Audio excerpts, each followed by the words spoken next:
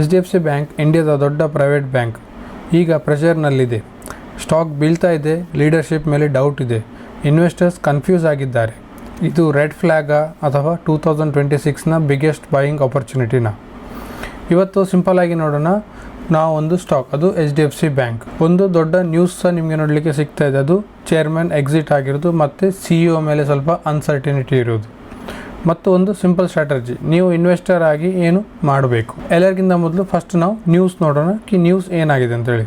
HDFC ಬ್ಯಾಂಕ್ನ chairman ಆಗಿದ್ದರು ಅವರು ಅತಾನ್ಯು ಚಕ್ರವರ್ತಿ. ಸಡನ್ನಾಗಿ ಅವರು ರಿಸೈನ್ ಮಾಡಿದರು. ಮಾರ್ಕೆಟ್ಗೆ ಶಾಕ್ ಆಯಿತು. ಯಾಕೆ ಅಂದರೆ ಅವರು ಕ್ಲಿಯರ್ ಆಗಿ ರೀಸನ್ ಕೊಟ್ಟಿರಲಿಲ್ಲ ಅವರ ರೆಸಿಗ್ನೇಷನ್ನ ಹಿಂದೆ.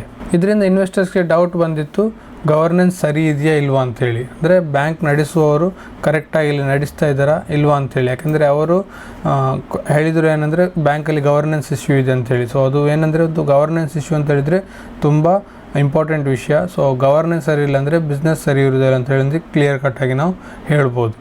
ಸೊ ಅದರ ಹೊತ್ತಿಗೆ ಏನಂದರೆ ಇಂಟರ್ನಲ್ ಇಶ್ಯೂಸ್ ಸಹ ನಿಮಗೆ ನೋಡಲಿಕ್ಕೆ ಶುರು ಆಯಿತು. ಸೊ ಇಂಟರ್ನಲ್ ಇಶ್ಯೂ ಇದೆ ಅಂಥೇಳಿ ಸಹ ಅವ್ರ ಮೇಲೆ ಡೌಟ್ ಬರಲಿಕ್ಕೆ ಶುರು ಆಯಿತು. ಈಗ ಇನ್ನೊಂದು ದೊಡ್ಡ ಪ್ರಶ್ನೆ ಏನಂತ ಹೇಳಿದರೆ CEO ಶಶಿಧರ್ ಜಗದೀಶನ್ ಅವರ ಟೆನ್ಯೂರ್. ಸೊ ಅವರ ಏನಂತ ಹೇಳಿದರೆ ಅವರಿಗೆ 3 ಇಯರ್ಸ್ದು ಟೆನ್ಯೂರ್ ಸಿಕ್ಕಿತ್ತು. ಸೊ ಅದೀಗ ನಿಮಗೆ ಬರುವ ಅಕ್ಟೋಬರಲ್ಲಿ ಅದನ್ನು ಎಕ್ಸ್ಪೈರ್ ಆಗ್ತಾಯಿದೆ ಅವ್ರದ್ದು ಟೆನ್ಯೂರ್. ಸೊ ಇವರೀಗ ಪುನಃ ರಿಟರ್ನ್ ಅಪಾಯಿಂಟ್ ಆಗ್ತಾರಾ ಇಲ್ವಾ ಅಂತ ಹೇಳಿ ಸಹ ಒಂದು ದೊಡ್ಡ ಕ್ವಶನ್ ನಿಮಗೆ ನೋಡಲಿಕ್ಕೆ ಸಿಗ್ತಾ ಇದೆ. ಸೊ ಇದೇನಂತ ಹೇಳಿದರೆ ಇದು ನಾರ್ಮಲ್ ರುಟೀನ್. ಇದು CEOದು ಟೆನ್ಯೂರ್ ಬರೋದು, ಅದು ರಿನ್ಯೂ ಆಗೋದು, ಅದು ನಾರ್ಮಲಾಗಿ ಆಗ್ತಾ ಇರ್ತದೆ. ಏನಂತ ಹೇಳಿದರೆ ಇದೀಗ ನಿಮಗೆ ಚೇರ್ಮನ್ದು ರೆಸಿಗ್ನೇಷನ್ ಒಟ್ಟಿಗೆ ಸಹ ಇದು ನ್ಯೂಸ್ ನಿಮಗೆ ನೋಡಲಿಕ್ಕೆ ಸಿಗ್ತಾ ಇದೆ. ಹಾಗಾಗಿ ಬ್ಯಾಂಕ್ ಮೇಲೆ ನಿಮಗೆ ತುಂಬ ಪ್ರೆಷರ್ ನೋಡಲಿಕ್ಕೆ ಸಿಗ್ತಾ ಇದೆ. ಅವರ ಟರ್ಮ್ 2016ಗೆ ಮುಗಿಯುತ್ತೆ. ಆದರೆ ರಿನ್ಯೂವಲ್ ಡಿಸಿಷನ್ ಇನ್ನೂ ಪೆಂಡಿಂಗ್ ಇದೆ. ಸೊ ರಿನ್ಯೂ ಆಗ್ತಾರಾ ಇಲ್ವಾ ಅಂತ ಹೇಳಿದ್ರೆ ಅದು ಸಹ ಇನ್ನೂ ಸಹ ನಿಮಗೆ ನೋಡಲಿಕ್ಕೆ ಪೆಂಡಿಂಗ್ ನೋಡಲಿಕ್ಕೆ ಸಿಗ್ತಾ ಇದೆ. ಸೊ ಇನ್ವೆಸ್ಟರ್ಸ್ ಕೇಳ್ತಾ ಇದ್ದಾರೆ, ಇನ್ನು ಮುಂದೆ ಬ್ಯಾಂಕ್ನ ಯಾರು ಲೀಡ್ ಮಾಡ್ತಾರೆ? ಸೊ ಕರೆಂಟ್ CEO ಕಂಟಿನ್ಯೂ ಮಾಡ್ತಾರಾ ಇಲ್ವಾ, ಇನ್ನೂ ಅನ್ಸರ್ಟಿನಿಟಿ ಇದರ ಮೇಲೆ ಬರ್ತದೆ ಅಂತೇಳಿ ಸಹ ಇನ್ವೆಸ್ಟರ್ಸ್ಗೆ ಇದು ಕೆಲವು ಕ್ವೆಶನ್ಸ್ ಅವರ ಮೈಂಡಲ್ಲಿ ಈಗ ತಿರ್ಗ್ತಾ ಇದೆ. ನೆನಪಿಡಿ, ಮಾರ್ಕೆಟ್ಗೆ ಬ್ಯಾಡ್ ನ್ಯೂಸ್ ಬೇಡ, ಹಾಗೂ ಮಾರ್ಕೆಟಲ್ಲಿ ಅನ್ಸರ್ಟಿನಿಟಿ ಸಹ ಇರಬಾರ್ದು. ಸೊ ಈಗ ಬ್ಯಾಂಕ್ ಇದು ಲೀಡರ್ಶಿಪ್ ಮೇಲೆ ನಿಮಗೆ ತುಂಬ ಕ್ವಶನ್ಸ್ ಬರ್ತದೆ. ಹಾಗಾಗಿ ಇದು ನಮಗೊಂದು ದೊಡ್ಡ ಅನ್ಸರ್ಟಿನಿಟಿ ಥರ ನಿಮಗೆ ನೋಡಲಿಕ್ಕೆ ಸಿಗ್ತಾ ಇದೆ. ಯಾವುದೇ ಕ್ಲಾರಿಟಿ ನಿಮಗೆ ಈಗ ಕರೆಂಟ್ಲಿ ಇಲ್ಲಿ ಸಿಗ್ತಾ ಇಲ್ಲ. ಸೊ ಈ ಥರ ನ್ಯೂಸ್ ಬಂದಿರೋದ್ರಿಂದ ಸ್ಟಾಕ್ ಮೇಲೆ ಏನು ಇಂಪ್ಯಾಕ್ಟ್ ಬಂದಿದೆ ಗೆಳೆಯರೆ ನೋಡಿದರೆ ನೀವು ನೋಡ್ಬೋದು.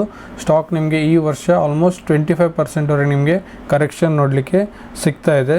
ರೀಸೆಂಟಾಗಿ ನ್ಯೂಸ್ ಬಂದ ನಂತರ ನಿಮಗೆ ಸ್ಟಾಕಲ್ಲಿ 10%ಗಿಂತ ಜಾಸ್ತಿ ನಿಮಗೆ ಕರೆಕ್ಷನ್ ನೋಡಲಿಕ್ಕೆ ಸಿಗ್ತಾ ಇದೆ. ಆದರೆ ಇಂಪಾರ್ಟೆಂಟ್ ಪಾಯಿಂಟ್ಸ್ ಏನಂತ ಹೇಳಿದರೆ ಗೆಳೆಯರೆ, ಬ್ಯಾಂಕ್ ನಿಮಗೆ ಯಾವುದೇ ಥರದ ಬಿಸ್ನೆಸ್ಸಲ್ಲಿ ಲಾಸ್ ಮಾಡ್ತಾ ಇಲ್ಲ. ಇದು ನಿಮಗೆ ಒಂದು ತುಂಬ ದೊಡ್ಡ ಇಂಪಾರ್ಟೆಂಟ್ ವಿಷಯ ಗೊತ್ತಿರಬೇಕು. ಹಾಗೂ ನಿಮಗೆ ಬ್ಯಾಂಕಿದು ಬಿಸ್ನೆಸ್ ಕೂಡ ಸಹ ನಿಮಗೆ ಯಾವುದೇ ಥರದಲ್ಲಿ ವೀಕ್ನೆಸ್ ನೋಡಲಿಕ್ಕೆ ಸಿಗ್ತಾ ಇಲ್ಲ. ಸೊ ಇದು ನಿಮಗೆ ಲೀಡರ್ಶಿಪ್ ಅಲ್ಲಿ ನಿಮಗೆ ಟಾಪ್ ಮ್ಯಾನೇಜ್ಮೆಂಟ್ ಲೀಡರ್ಶಿಪ್ಪಲ್ಲಿ ಸ್ವಲ್ಪ ಚೇಂಜಸ್ ನೋಡಲಿಕ್ಕೆ ಸಿಗ್ತದೆ. ಪ್ಲಸ್ ಅವ್ರು ಕೊಟ್ಟಿರುವ ಸ್ಟೇಟ್ಮೆಂಟ್ ಏನಂದರೆ ಅವರು ಚೇರ್ಮನ್ ಎಕ್ಸಿಟ್ ಮಾಡುವಾಗ ಅವ್ರು ಹೇಳಿದರೆ ಬ್ಯಾಂಕಲ್ಲಿ ಗವರ್ನೆನ್ಸ್ ಇಶ್ಯೂ ಇದೆ ಅಂಥೇಳಿ. ಆದರೆ ಅವ್ರು ಏನಂತ ಕ್ಲಿಯರಾಗಿ ಹೇಳಲಿಲ್ಲ. ಸೊ ಈ ಥರ ನಿಮಗೆ ತುಂಬ ಅನ್ಸರ್ಟಿನಿಟೀಸ್ ಇಲ್ಲಿ ನೋಡಲಿಕ್ಕೆ ಸಿಗ್ತಾ ಇದೆ. ಹಾಗೂ ಈ ಥರ ಏನಾಗಿತ್ತು ಅಂತ ಹೇಳಿದರೆ ಇದೊಂದು ನಿಮಗೆ ಟ್ರಸ್ಟ್ ಸಹ ಬ್ಯಾಂಕ್ ಮೇಲೆ ಕಡಿಮೆ ಆಗ್ತಿರೋದು ನೋಡಲಿಕ್ಕೆ ಸಿಗ್ತಾ ಇದೆ. ಸೊ ಈ ಥರ ಸಿಚುವೇಶನ್ ಬಂದಾಗ ಆಟೋಮೆಟಿಕ್ಕಾಗಿ ನಿಮಗೆ ಟ್ರಸ್ಟ್ ನಿಮಗೆ ಆಟೋಮೆಟಿಕ್ಕಾಗಿ ಕಡಿಮೆ ಆಗುತ್ತೆ. ಟ್ರಸ್ಟ್ ಹೋದರೆ ಸ್ಟ್ರಾಂಗ್ ಕಂಪನಿ ಸ್ಟಾಕ್ ಕೂಡ ಸಹ ನಿಮಗೆ ಬೀಳಲಿಕ್ಕೆ ಶುರು ಆಗ್ತದೆ. ಸೊ ಈಗ ಬ್ಯಾಂಕ್ ಏನು ಮಾಡ್ತಾಯಿದೆ? ಸೊ ಇಷ್ಟು ನಿಮಗೆ ಅಪವಾದ ಬ್ಯಾಂಕ್ ಮೇಲೆ ಬರ್ತಾಯಿದೆ. ಪ್ಲಸ್ ನಿಮಗೆ ಬ್ಯಾಂಕಿದು ಸೀನಿಯರ್ ಲೀಡರ್ಶಿಪ್ಪಲ್ಲಿ ಸಹ ನಿಮಗೆ ಚೇಂಜಸ್ ನೋಡಲಿಕ್ಕೆ ಸಿಗ್ತಾಯಿದೆ. ಸೊ ಬ್ಯಾಂಕ್ ಇದಕ್ಕೆ ಕರೆಕ್ಟಾಗಿ ಏನು ಮಾಡ್ತಾಯಿದೆ? ಸೊ ಲೀಡರ್ಶಿಪ್ಪನ್ನು ಕರೆಕ್ಟ್ ಮಾಡಲಿಕ್ಕೆ ಅವರು KK ಮಿಸ್ತ್ರಿ ಅವರನ್ನು ಇಂಟರಿಮ್ ಚೇರ್ಮನ್ ಆಗಿ ಬ್ಯಾಂಕಲ್ಲಿ ಅಪಾಯಿಂಟ್ ಮಾಡಿದ್ದಾರೆ. ಸೊ ಇವರು ನಿಮಗೊಂದು ಒಳ್ಳೆ ವೆಲ್ ನೋನ್ ಹೆಸರು ನಿಮಗೆ ಈ ಬಿಸ್ನೆಸ್ಸಲ್ಲಿ. ಹಾಗಾಗಿ ಅವರು ಚೇರ್ಮನ್ ಪೊಸಿಷನ್ನಲ್ಲಿ 3 ಮಂತ್ಸ್ಗೋಸ್ಕರ ಅವರು ಅಪಾಯಿಂಟ್ ಮಾಡಿದ್ದಾರೆ. ಪ್ಲಸ್ ರಿಯಶ್ಯೂರೆನ್ಸ್ ಕೂಡ ನಿಮಗೆ ಗೌರ್ಮೆಂಟ್ಸ್ ಮೇಲೆ ಅವರು ಸಿಗುತ್ತೆ ಅಂತ ಹೇಳಿದ್ರೆ ಅವರು ರಿಯಶ್ಯೂರೆನ್ಸ್ ಅಂದರೆ ಗೌರ್ಮೆಂಟ್ಸ್ ಇಶ್ಯೂ ಇಲ್ಲ ಅಂಥೇಳಿ ಬ್ಯಾಂಕ್ ಹೇಳ್ತಾ ಇದೆ.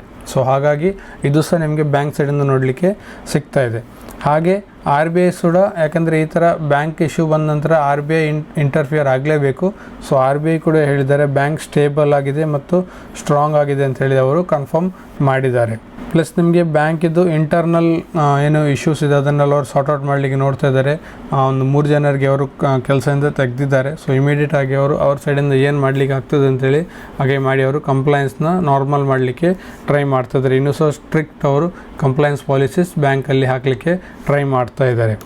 ಸೊ ಕ್ಲಿಯರಾಗಿ ಬ್ಯಾಂಕ್ ಪ್ರಾಬ್ಲಮ್ ಇಗ್ನೋರ್ ಮಾಡ್ತಾ ಇಲ್ಲ, ಅದನ್ನು ಅವರು ಫಿಕ್ಸ್ ಮಾಡಲಿಕ್ಕೆ ಟ್ರೈ ಮಾಡ್ತಾ ಇದ್ದಾರೆ. ಸೊ ಈಗ ನಾವು ಬ್ಯಾಂಕಿದ್ದು ಸ್ವಲ್ಪ ರಿಯಾಲಿಟಿಯನ್ನು ಸ್ವಲ್ಪ ಚೆಕ್ ಮಾಡೋದಂದರೆ ಈಗ ಈ ಸಿಚುವೇಷನಲ್ಲಿ ನೀವು ಹೇಗೆ ಡಿಸೈಡ್ ಮಾಡ್ಬೋದು ಅಂಥೇಳಿ. ಸೊ ಈಗ ನೀವು ಸಿಚುವೇಷನ್ ನೋಡೋದಾದರೆ ಬ್ಯಾಂಕಿದು ಫಂಡಮೆಂಟಲ್ಸ್ ತುಂಬ ಸ್ಟ್ರಾಂಗ್ ಇದೆ. ಬ್ಯಾಂಕಿದು ಫಂಡಮೆಂಟಲ್ಸ್ ಬಗ್ಗೆ ಯಾವುದೇ ಕ್ವಶನ್ ಇಲ್ಲಿ ಬರ್ತಾ ಇಲ್ಲ ಗೆಳೆಯರೆ. ಸೊ ಬ್ಯಾಂಕ್ ತುಂಬ ಫಂಡಮೆಂಟಲಿ ಸ್ಟ್ರಾಂಗ್ ಇದೆ. ಬಿಸ್ನೆಸ್ ನಿಮಗೆ ಒಳ್ಳೆ ನೋಡಲಿಕ್ಕೆ ಸಿಗ್ತಾ ಇದೆ. ಬ್ಯಾಂಕಿದು ಬಿಸ್ನೆಸ್ ನಿಮಗೆ ನಾನು ಹೇಳಿದಾಗೆ ತುಂಬ ಸ್ಟೇಬಲ್ ಇದೆ ಮತ್ತು ಅವ್ರ ಫಂಡಮೆಂಟಲ್ಸ್ ನಿಮಗೆ ತುಂಬ ಸಾಲಿಡ್ ನೋಡಲಿಕ್ಕೆ ಸಿಗ್ತದೆ. ಪ್ರಾಬ್ಲಮ್ ಏನಂತ ಹೇಳಿದರೆ ಬ್ಯಾಂಕಿದ್ದು ಲೀಡರ್ಶಿಪ್ಪಲ್ಲಿ, ಈ ಟಾಪ್ ಲೀಡರ್ಶಿಪ್ಪಲ್ಲಿ ಈಗ ಸ್ವಲ್ಪ ನಿಮಗೆ ಚೇರ್ಮನ್ ಎಕ್ಸಿಟಿಂದ ನಿಮಗೆ ಸ್ವಲ್ಪ ಇಲ್ಲಿ ಪ್ರಾಬ್ಲಮ್ ನೋಡಲಿಕ್ಕೆ ಸಿಗ್ತದೆ. ಹಾಗೂ CEO ಟೆನ್ಯೂರ್, ಅವ್ರದ್ದು ಟೆನ್ಯೂರ್ ನಡೆದು ಅಕ್ಟೋಬರಲ್ಲಿ ಎಂಡ್ ಆಗ್ತದೆ. ಅವ್ರು ಪುನಃ ರಿನ್ಯೂ ಆಗ್ತಾರಾ ಇಲ್ಲ ರೀಅಪಾಯಿಂಟ್ ಆಗ್ತಾರಾ ಇಲ್ವ ಅಂಥೇಳಿ ಸಹ ನಿಮಗೆ ಇದೊಂದು ನಿಮಗೆ ಡೌಟ್ ಮಾರ್ಕೆಟಲ್ಲಿ ನೋಡಲಿಕ್ಕೆ ಸಿಗ್ತದೆ. ಅವ್ರ ಬದಲಿಗೆ ಬೇರೆ ಬರ್ತಾರಾ ಇಲ್ಲ ಅವರೇ ಕಂಟಿನ್ಯೂ ಆಗ್ತಾರೆ ಇಲ್ವ ಅಂಥೇಳಿ ಸಹ ನಿಮಗೆ ನೋಡುವಂಥ ಒಂದು ವಿಷಯ ಇಲ್ಲಿ ನೋಡಲಿಕ್ಕೆ ಸಿಗ್ತಾ ಇದೆ. ಸೊ ಈಗ ಅಷ್ಟೊಂದು ಬ್ಯಾಡ್ ನ್ಯೂಸ್ ಇರುವಾಗ ನಿಮ್ಮ ಸ್ಟ್ರಾಟಜಿ ಏನಾಗಿರಬೇಕು ಅಂದರೆ ಈಗ ನೀವು ಏನು ಸ್ಟ್ರಾಟಜಿ ತಗೊಳ್ಬೇಕು. ಇಮಿಡಿಯೇಟಾಗಿ ಯಾವುದೇ ಸ್ಟಾಕ್ಸ್ನ ಬೈ ಮಾಡಲಿಕ್ಕೆ ಹೋಗಬೇಡಿ. ಯಾಕಂತ ಹೇಳಿದರೆ ಇದು ನಿಮಗೆ ತುಂಬ ಅನ್ಸರ್ಟನಿಟಿ ಮಾರ್ಕೆಟಲ್ಲಿ ನೋಡಲಿಕ್ಕೆ ಸಿಗ್ತಾ ಇದೆ. ಹಾಗೂ ನಾನು ನಿಮ್ಗೆ ಇನ್ನೊಂದು ವಿಷಯ ಹೇಳ್ತೇನೆ ಅಂತ ಹೇಳಿದರೆ, ನಾನು ನಿಮಗೆ ಯಾವುದೇ ಥರದ ರೆಕಮೆಂಡೇಷನ್ ಇಲ್ಲಿ ಕೊಡ್ತಾ ಇಲ್ಲ. ಅದನ್ನು ಕೊಡಲಿಕ್ಕೆ ಸಹ ನಾನು ಅಪ್ರೂವ್ಡ್ ಪರ್ಸನ್ ಅಲ್ಲ. ಸೊ ನೀವು ಯಾವುದೇ ಡಿಸಿಷನ್ ತಗೋದು ಮೊದಲು ನಿಮ್ಮ ಅಡ್ವೈಸರ್ ಹತ್ರ ಮಾತಾಡಿ ಆಮೇಲೆ ಡಿಸಿಷನ್ನ ತಗೊಳ್ಳಿ. ಸೊ ಈಗ ಸಿಂಪಲಾಗಿ ಹೇಳೋದಾದರೆ ಇಮಿಡಿಯೇಟಾಗಿ ಯಾವುದೇ ಬೈಯಿಂಗ್ ಡಿಸಿಷನ್ನ ತಗೊಳ್ಳಿಕ್ಕೆ ಹೋಗಬೇಡಿ. ಪ್ಯಾನಿಕ್ ಸೆಲ್ ಕೂಡ ಮಾಡಲಿಕ್ಕೆ ಹೋಗಬೇಡಿ. ಇನ್ಸ್ಟೆಡ್ ಏನಂತ ಹೇಳಿದರೆ ನೀವು ಸ್ವಲ್ಪ ವೆಯ್ಟ್ ಮಾಡಿ, ವಾಚ್ ಮಾಡಿ ಮತ್ತು ಸ್ಲೋಲಿ ಸ್ಟ್ಯಾಗರ್ಡ್ ಮೂಮೆಂಟಲ್ಲಿ ಬೈ ಮಾಡಲಿಕ್ಕೆ ಸ್ಟಾರ್ಟ್ ಮಾಡಿ. ಅಂದರೆ ಸ್ವಲ್ಪನೇ ಬೈ ಮಾಡಲಿಕ್ಕೆ ಸ್ಟಾರ್ಟ್ ಮಾಡಿ. ಸೊ ಫಸ್ಟ್ ಏನಂತ ಹೇಳಿದರೆ ನಾವೀಗ ವೆಯ್ಟ್ ಆ್ಯಂಡ್ ವಾಚ್ ಮಾಡಿದ ನಂತರ ಫಸ್ಟ್ ಏನಂತ ಹೇಳಿದರೆ CEO ಮೇಲೆ ಕ್ಲಾರಿಟಿ ಬರಬೇಕು. ವೆಯ್ಟ್ ಮಾಡಿ ನೋಡಬೇಕಂದ್ರೆ ಅವರ ಟೆನ್ಯೂರ್ ರಿನ್ಯೂ ಆಗ್ತದಿಲ್ವ ಅಂತೇಳಿ ಸಹ ಅದನ್ನು ವೆಯ್ಟ್ ಮಾಡಿ ನೋಡಬೇಕು. ಸ್ಟಾಕ್ ಸ್ಟೆಬಿಲೈಸ್ ಆಗುತ್ತಾ ಇಲ್ವ ಅಂಥೇಳಿ ನೋಡಬೇಕಂದ್ರೆ ಸ್ಟಾಕಿಗೆ ನೀವು ನೋಡ್ಬೋದು ತುಂಬ ಕರೆಕ್ಷನ್ ಮಾಡ್ತಾ ಉಂಟು. ಸೊ ಅದು ಸ್ಟೆಬಿಲೈಸ್ ಆಗ್ತದೆ ಇಲ್ವ ಅಂತೇಳಿ ಸಹ ಸ್ವಲ್ಪ ನೋಡಬೇಕು. ಮತ್ತು ಇನ್ವೆಸ್ಟ್ ಮಾಡೋದಾದರೆ ಸ್ವಲ್ಪ ಇನ್ವೆಸ್ಟ್ ಮಾಡಿ, ಒನ್ಸಲ್ಲಿ ಎಲ್ಲ ಇನ್ವೆಸ್ಟ್ ಮಾಡಬೇಡಿ. ಸೊ ಇದೊಂದು ನಿಮಗೆ ಸ್ಟ್ಯಾಗರ್ ಮೂಮೆಂಟಲ್ಲಿ ನೀವು ಈಗ ಇದರಲ್ಲಿ ಇನ್ವೆಸ್ಟ್ಮೆಂಟ್ ಅಪ್ರೋಚನ್ನು ತಗೊಳ್ಳಿಕ್ಕೆ ಟ್ರೈ ಮಾಡಬೇಕು. ಯಾಕೆಂದರೆ ಈಗ ಸ್ಟಾಕ್ ಸೆಂಟಿಮೆಂಟಿಂದ ಮೂವ್ ಆಗ್ತಾ ಇದೆ, ಲಾಜಿಕ್ಕಿಂದ ಅಲ್ಲ. ಅಂದರೆ ತುಂಬ ಸೆಂಟಿಮೆಂಟಿಂದಲೇ ಇದು ಈಗ ಸ್ಟಾಕ್ ನಿಮಗೆ ನೋಡಲಿಕ್ಕೆ ಸಿಗ್ತಾ ಇದೆ. ಕ್ಲಾರಿಟಿ ಬಂದರೆ ನಿಮಗೆ ರಿಕವರಿ ಸಹ ನಿಮಗೆ ತುಂಬ ಫಾಸ್ಟಾಗಿ ಆಗ್ಬೋದು. ಯಾಕಂದರೆ ಒಮ್ಮೆ CEOದು ರೀಅಪಾಯಿಂಟ್ಮೆಂಟ್ ಮತ್ತು ಬ್ಯಾಂಕ್ ಏನೆಲ್ಲ ಸ್ಟ್ರಾಂಗ್ ಮೆಜರ್ಸ್ ತಗೊಳ್ತಾ ಇದೆ so to correct the allegations. So ಅದರಿಂದ ಸಹ ನಿಮಗೆ ತುಂಬ ಫಾಸ್ಟಲ್ಲಿ ನಿಮಗೆ ಅದೆಲ್ಲ ಕರೆಕ್ಟ್ ಆದ ನಂತರ ನಿಮಗೆ ಸ್ಟ್ರಾಂಗ್ ರಿಕವರಿ ನೋಡಲಿಕ್ಕೆ ಸಹ ಸಿಗ್ಬೋದು. ಸೊ ಈಗ ಇಲ್ಲಿ ನಿಮಗೆ 2 ಸಿನಾರಿಯೋಸ್ ನೋಡಲಿಕ್ಕೆ ಸಿಗ್ಬೋದು. ಒಂದು ಒಳ್ಳೆ ಸಿನಾರಿಯೋ ಇಲ್ಲಾಂದರೆ ವರ್ಸ್ಟ್ ಸಿನಾರಿಯೋ. ಸೊ ಈಗ ಒಳ್ಳೆ ಸಿನಾರಿಯೋ ಹೇಳೋದಾದರೆ CEO ಟೆನ್ಯೂರ್ ಎಕ್ಸ್ಟೆಂಡ್ ಆಗುತ್ತೆ ಮತ್ತು ಪ್ಲಸ್ ಸ್ಟಾಕ್ ಮೇಲೆ ಕಾನ್ಫಿಡೆನ್ಸ್ ನಿಮಗೆ ರಿಟರ್ನ್ ಆಗೋದು ನೋಡಲಿಕ್ಕೆ ಸಿಗ್ತದೆ. ಇನ್ನೊಂದು ವರ್ಸ್ಟ್ ಸಿಚುವೇಷನ್ ಏನಂದರೆ ಅನ್ಸರ್ಟನಿಟಿ ಕಂಟಿನ್ಯೂ ಇರುತ್ತೆ. ಅಂದರೆ ಅವ್ರು ಆಗ್ತಾರಾ ಇಲ್ವಾ, ಇಲ್ಲ ಅವ್ರ ಬದಲಿಗೆ ಬೇರೆ ಯಾರು ಬರ್ತಾರಾ, ಸೊ ಬೇರೆ ಹೊಸ ಸಿನಾರಿಯೋ ಸಹ ಬರ್ಬೋದು, ಹೊಸ ಜನ ಸಹ ಬರ್ಬೋದು. ಸೊ ಅಲ್ಲಿಂದ ಸಹ ನಿಮಗೆ ಸ್ವಲ್ಪ ಆ ಟೈಮಲ್ಲಿ ನಿಮಗೆ ಇನ್ನೂ ಸ್ವಲ್ಪ ಜಾಸ್ತಿ ವಾಲಟಿಲಿಟಿ ನೋಡಲಿಕ್ಕೆ ಸಿಗಬಹುದು. ಸೊ ಹಾಗಾಗಿ ಲಾಂಗ್ ಟರ್ಮಲ್ಲಿ ಬ್ಯಾಂಕಿದು ಸ್ಟಾಕ್ ಯೂಶ್ವಲಿ ರಿಕವರ್ ಆಗೋದು ನಿಮಗೆ ನೋಡಲಿಕ್ಕೆ ಸಿಗ್ತದೆ. ಸೊ ಹಾಗಾಗಿ ಸ್ವಲ್ಪ ವೆಯ್ಟ್ ಆ್ಯಂಡ್ ವಾಚ್ ಮಾಡಿ. ಸೊ ಈ 2 ಸಿನಾರಿಯೋಸನ್ನು ಯಾವತ್ತೂ ನೆನಪಿಡಿ, ಅಕಾರ್ಡಿಂಗ್ಲಿ ನೀವು ಆ್ಯಕ್ಷನ್ ತಗೊಳ್ಬೋದು. End of the day conclusion ಏನಂತ ಹೇಳಿದರೆ HDFC ಬ್ಯಾಂಕ್ ನಿಮಗೆ ಯಾವುದೇ ಥರದ ಬಿಸ್ನೆಸ್ಸಲ್ಲಿ ಪ್ರಾಬ್ಲಮ್ ಇಲ್ಲ. ಇದು ಸ್ವಲ್ಪ ಅನ್ಸರ್ಟನ್ ಟೈಮ್ ಬ್ಯಾಂಕ್ ಮೇಲೆ ಬಂದದ್ದು ನೋಡಲಿಕ್ಕೆ ಸಿಗ್ತಾಯಿದೆ.